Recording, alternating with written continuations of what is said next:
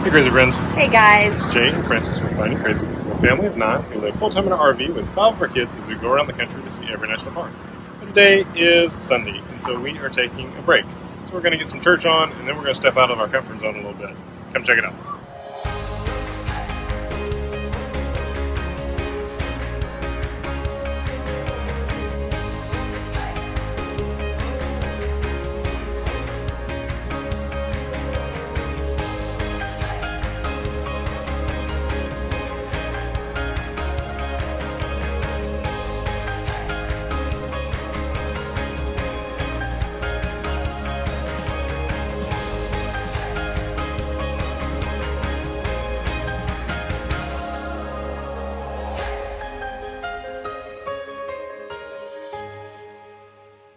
So one of our favorite things about traveling has really been being able to visit churches all across the nation. So that was one of the things when we set out that we actually talked about that we were really looking forward to. Because I have been on staff in churches pretty much all my life, we don't ever really get to visit churches or even try churches. You know, churches try us. And so we get hired and that's where we go. And so that was one of the things we were really looking forward to. And unfortunately, COVID kind of wrecked that for the first little bit, and so really for probably the first 6 months, just like everybody else, we were just doing church at home. But since then, one of our favorite things is everywhere we go, being able to find a church. And everybody's like, well, how do you do that? It just takes time. It takes about 2 hours every Saturday night of just searching online because, you know, you can't just type in church. You got to start there, but then you got to start going through and figuring out what they believe and where they're at and what their times their services are and all those important things so that you can then find a place that you can go. And I will say, honestly, we haven't had a misstep yet. Let me say that. We haven't attended a church all yet. Kinds of churches, tiny little churches where we're in just a small room, literally up in the Northeast, to beautiful, expansive worship services in Maine that were just filled with all this incredible kind of rustic charm. And then we have been all over the place. So it isn't even just that we always search for the same kind of facility or the same kind of worship service. We just kind of look and see what they're teaching and then base it out of there. We kind of know what we're looking for, but we're willing to try any size. That's kind of the beauty of this, is getting out of our comfort zone of what we've grown up with, being in the Bible Belt down in the South, of really getting to expand that and to worship with people of all different ethnicities, backgrounds, geographical locations. It's been so awesome. We've loved it. And it's been really neat to see in each region kind of different personalities of churches. And I know every church has its own personality, but even within regions we've noticed that, you know, that some are just a little more calm but more warm, some are more reserved, and then there's Miami-Dade County churches. Fun. I loved it. Today we were in church in South Miami, and it was everything we expected. It's wonderful. When we pulled up in the parking lot, we were definitely the minorities, being all Caucasian, but we weren't the only ones. It was very diverse. Was just to be so diverse. Our family is diverse. Right. Our family does not really represent any one particular race or ethnicity.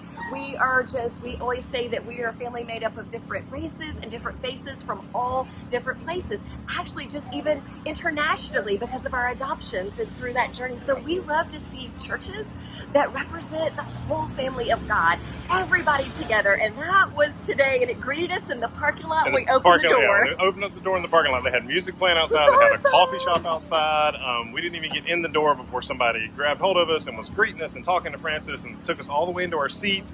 And then when we sat down, they started up the pre-service music. And then from that moment on, it was like 150 miles per hour. I mean, they were rocking full tilt. It was amazing. I only knew one of the songs, and it was still amazing to be a part of that worship. And then it's a great sermon, and so just lots of energy in the sermon. So we had a great morning. Oh, it was so great.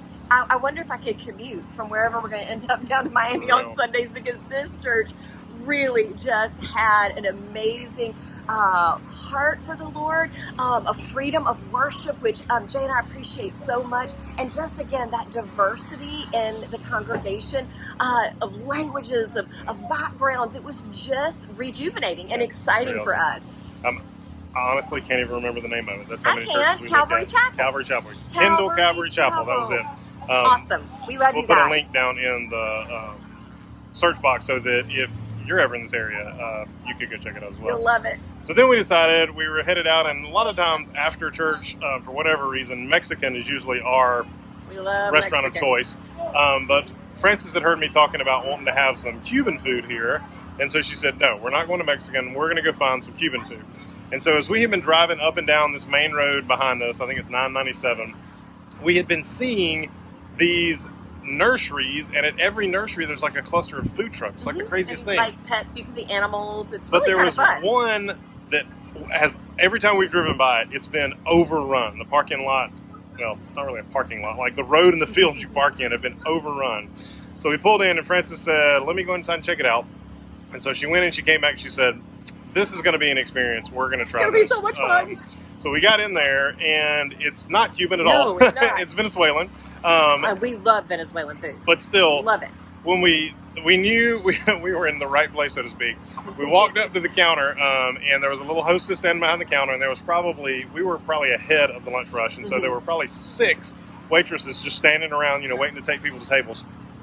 And we walked up, and the lady smiled at us, and she took one look at us, and Frances said, we'd like to sit down. And she shook her head and looked to the side at one of the other waitresses, and the waitress walked over and said, do you speak Spanish? And I said, no. And so then they had to huddle up, all 6 of them, because none of them did. So they huddled up and found us the sweetest little waitress that spoke Spanish. She was amazing. I had already, when I jumped out, she just came right over and just explained to me everything She that I was seeing debriefed on the whole menu for us, because none of it was in English. Made recommendations. It was so amazing. I'm not a meat person. I don't really like meat. I used to be a vegetarian. This was all meat, okay, because if you know anything about Venezuelan food, I mean, like the big sticks that come out with all the meat on it and people cutting it off. I'm going to tell you, for even a non-meat eater, this was so good. And not only that, we were here on the live band showed up literally about 2 minutes after we sat down. And just... They had the harps and the guitars and the mandolins, and they were rocking it out. The guy with the maracas, I don't know how he was making that much sound out of the maracas. It was amazing. Just so fun. So we had an amazing experience because we were willing to step a little bit outside of our comfort zone and get into the culture of the area around us. And stop on the side of the road. Today. You need to stop on the side of the road. You need to look eat around. The places the locals Don't eat. just stay in your comfort zone and just kind of come in and come out as a tourist. But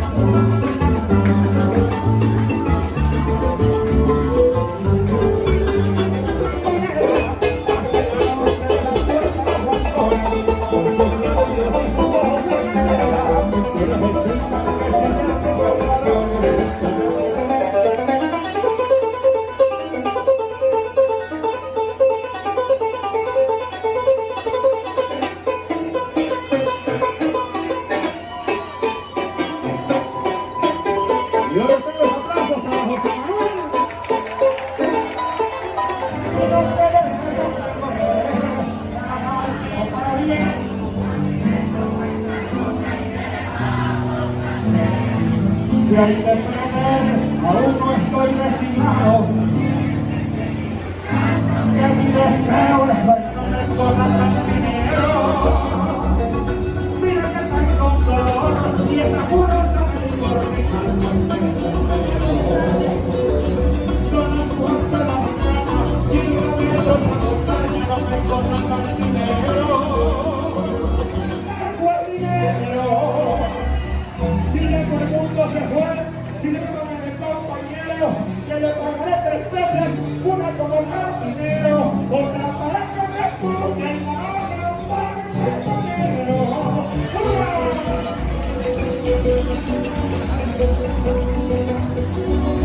De los muertos han quitado, un colado, un 471.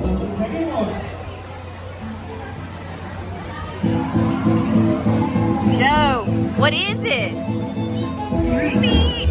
Just a big plate of meat, right?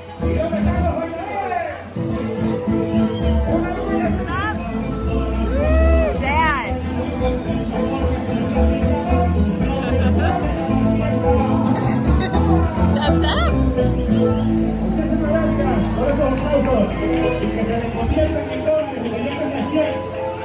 Ajá, sin vergüenza. Is it good? Y seguimos con el sabor negro. We have traveled internationally extensively. We have been to Africa and India, and we have been to Mexico, and we have been all over Central Asia and also Central and Eastern Europe. And we just had the blessing of being international for so much that we love to get a step into the local fare, the local kind of vibe, and just kind of get to know people on where they are. And we have absolutely enjoyed that. So we would encourage you to do that. Yeah. Number one, if you are a believer, find a place to worship. You will be mightily blessed by all of the different types of churches around this entire country, but also the bond of Christ is what unifies us. And then food. It really unifies us too. So sit down to a meal. We have no idea what the name around. of this restaurant is. Nothing was in English anywhere. JH was the brand. Something. So that was kind of like their logo. So I'll try to see if I can figure that out, and we'll put it down below if we do figure it out. If not, we'll put at least the location in the description box so that if you're in this area, you can find it here on 997. So amazing. So what a great afternoon.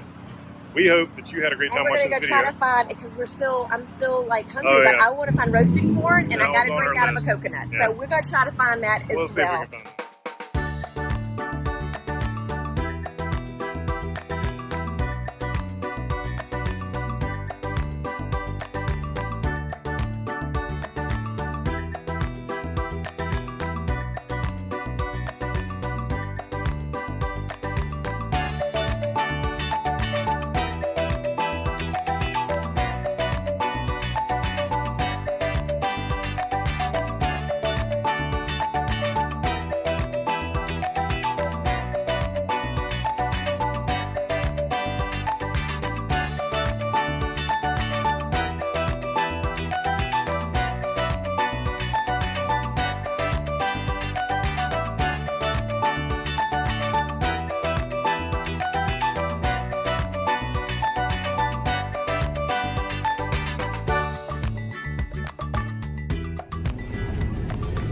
All right, Mom, what you got? Have a coconut. Why does it have a straw in it? Because I'm drinking right from the coconut. He had them in the cooler, and he opens them up right there in front of you, puts the straw in, and it is right from the coconut. So let me see.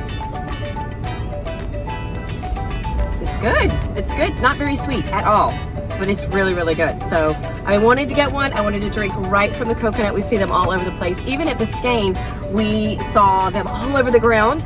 And from that point on, I thought, I want to have it right out of the coconut. So I've never gotten to do that before. So that's kind of a bucket list thing for me. So it's really good. We hope you've enjoyed this video. If you have, please like and subscribe. You can check out more of our videos right over there. And until next time, guys, go out and have some crazy fun with your crazy family. See you guys.